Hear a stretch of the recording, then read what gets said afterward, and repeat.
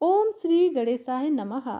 एक समय की बात है, पार्वती जी ने गणेश जी से पूछा कि हे पुत्र, आषाढ़ कृष्ण चतुर्थी बहुत ही शुभदायिनी कही गई है। आप उसका विधान विस्तार से बतलाइए।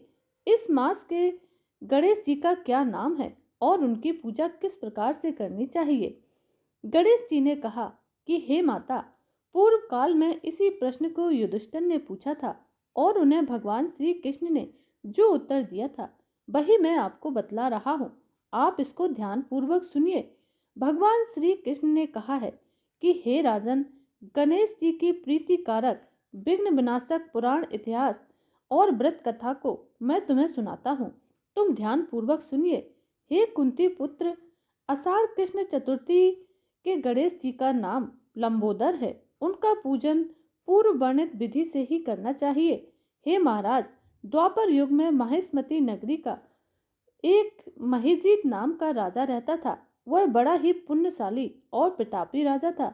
वह अपनी प्रजा का पालन पुत्रों की तरह करता था, किंतु संतान विहीन होने के कारण उसे राजमहल का वैभव अच्छा नहीं लगता था। वेदों में निसंतान का जीवन व्यर्थ माना गया है। यदि संतानहीन व्यक्ति अपने पितरों को जल अर्पण करता है तो उसके पितृगण उस जल को गर्म जल के रूप में ग्रहण करते हैं और इसी ऊहापोह में राजा का बहुत समय व्यतीत हो गया। उन्होंने पुत्र प्राप्ति के लिए बहुत से दान यज्ञ आदि कार्य किए, फिर भी राजा को पुत्र प्राप्त नहीं हुआ और उनका समय निकलता चला गया। एक दिन बुढ़ापा आ गया, किंतु वंश वृद्धि नहीं हुई। इसके बाद राजा ने विद्वान ब्राह्मणों और प्रजाजनों से इस संदर्भ में परामर्श लिया। राजा ने कहा कि हे ब्राह्मणों और प्रजाजनों, हम तो निसंतान हैं, अब मेरी क्या गति होगी? मैंने तो जीवन में कुछ भी पाप कर्म नहीं किया, मैंने कभी कोई अत्याचार नहीं किया, तब भी मेरे कोई पुत्र उत्पन्न नहीं हुआ, जबकि मैंने अपने प्रजा को पुत्र की तरह पाला है और हमेशा धर्म का आचरण किया है। धर्म के आचरण के साथ ही पृथ्वी का पालन किया है। चोर डाकुओं को हमेशा दंडित किया है।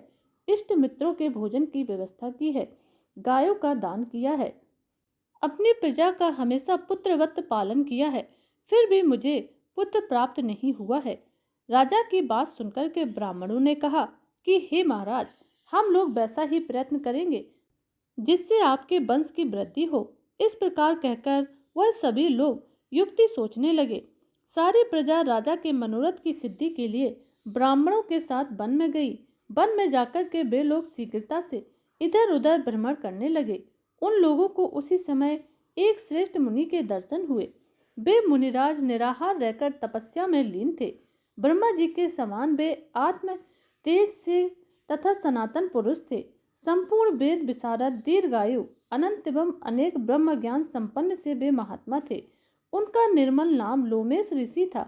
प्रत्येक कल्प में उनके एक एक रोम पतित होते हैं, इसीलिए उनका नाम लोमस ऋषि पड़ गया। ऐसे त्रिकालदर्शी महर्षि लोमेश का उन लोगों ने दर्शन किया। सब लोग उन तेजस्वी मुनि के पास गए, उचित प्रार्थना की और प्रणाम किया। सभी लोग उनके सामने खड़े हो गए। मुनि के दर्शन से सभी लोग बहुत प्रसन्न होकर आपस में बात करने लगे कि हम लोगों को सौभाग्य से ऐसे मुनि के दर्शन प्राप्त हुए हैं। इनके उपदेश से हम सभी का मंगल होगा। ऐसा निश्चय करके मुनिराज से वह सभी पूछने लगे कि हे महर्षि, हम लोगों के दुख का कारण सुनिए। अपने संदेह के निवारण के लिए हम लोग आपके पास आए हैं। हे भगवान, अब आप ही कोई उपाय बताइए।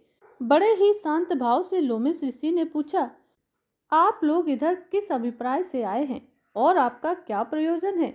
स्पष्ट रूप से कहिए, मैं आपके संदेह का निवारण अवश्य करूंगा। हम आपके कल्याण की भावना रखते हैं। ऋषि की तपस्या केवल परोपकार के लिए ही होती है। प्रजाजनों ने उत्तर दिया, हे ब्राह्मण, हम लोग जिस महान कार्य की सिद्धि के लिए यहाँ आए हैं उसे आप सुनिए। हम लोग महिष्मती नगर के निवासी हैं। हमारे राजा का नाम महिजित है। वह राजा ब्राह्मणों का रक्षक, धर्मात्मा, दानवीर, सूरवीर और बहुत ही मधुरभाषी है। उस राजा ने हम लोगों का पालन पोषण किया है, परंतु ऐसे राजा को आज तक संतान की प्राप्ति नहीं हुई है। हे भगवान, माता पिता तो केवल जन्मदाता ही होते हैं, किंतु राजा ही वास्तव में पोषक एवं संवर्धन करता है। उसी राजा के निमित्त हम लोग ऐसे गहन वन में आए हैं। हे महर्षि, अब आप ही कैसी ऐसी युक्ति बतलाइए जिससे राजा को संतान प्राप्ति हो जाए, क्योंकि ऐसे गुणवान राजा को कोई पुत्र प्राप्त नहीं हुआ है। यह हमारे लिए बड़े ही दुर्भाग्य की बात है। हम लोग परस्पर विचार विमर्श करके इस वन में आए हैं। उनके सौभाग्य से ही यहाँ हम लोगों ने आपका दर्शन प्राप्त किया है।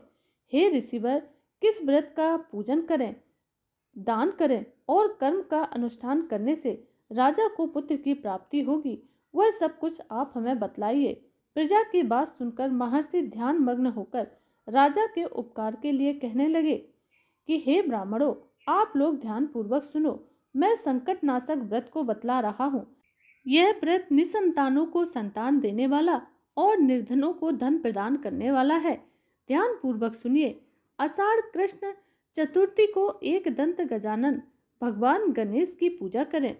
पूर्वोत्तर करके श्रद्धा पूर्वक होकर ब्राह्मणों को भोजन कराएं और उन्हें वस्त्र दान करें। श्री गणेश जी की कृपा उन्हें अवश्य ही पुत्र की प्राप्ति होगी। महर्षि लोमस की यह बात सुनकर सभी लोग हाथ जोड़ करके उठे और नतमस्तक होकर दंडवत प्रणाम किया और सभी लोग अपने नगर को लौट आए और राजा को सारी बातें बतलाई। जनता की सारी बात सुनकर के राजा बहुत ही प्रसन्न हुए और उन्होंने श्रद्धा भक्ति से विधिवत गणेश चतुर्थी का व्रत करके ब्राह्मणों को भोजन कराया और उन्हें वस्त्र धन आदि का दान दिया। कुछ ही समय के पश्चात भगवान श्री गणेश की कृपा से राजा को एक सुंदर पुत्र की प्राप्ति हुई। राजा ने संपूर्ण नगर वासियों को संतुष्ट करके पुत्र के उत्पन्न होने पर उत्सव मनाया। राजा महिजित ने ब्राह्मणों को धन रत्न आदि देकर तृप्त किया। भगवान श्री कृष्ण कहते हैं, हे राजन, इस व्रत का ऐसा ही प्रभाव है। जो भी व्यक्ति इस व्रत को श्रद्धा पूर्वक करता है उसके सभी कष्ट दूर होते हैं और वे सांसारिक सुख के अधिकारी हो जाते हैं। भगवान श्री कृष्ण ने कहा कि हे महाराज, आप भी इस व्रत को श्रद्धा पूर्वक करिए। श्री गणेश जी की कृपा से आपकी भी सभी मनोकामनाएं पूर्ण होंगी और आपके संपूर्ण शत्रुओं का विनाश होगा। आप अचल राज्य के अधिकारी होंगे।